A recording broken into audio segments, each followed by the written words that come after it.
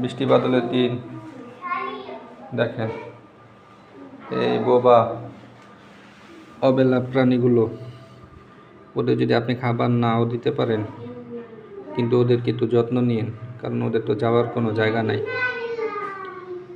বাইরে খাবার আছে কিন্তু অনেক বৃষ্টির কারণে বাইরে থাকতে পারতেছে না, ঘুমাইতে পারতেছে না, এই কারণে মাদ্রাসায় থাকে।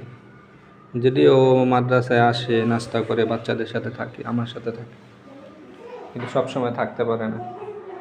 এই কারণে কুকুর বিড়াল যদি কখনো বৃষ্টি বাদলে কষ্ট পেয়ে আমাদের বাসা বাড়িতে আসে, তাহলে আমরা ওদের খাবার না দিতে পারলেও তারা দিব না, ওদের একটু থাকতে দিব, যাতে করে ওরা কষ্ট না পায়।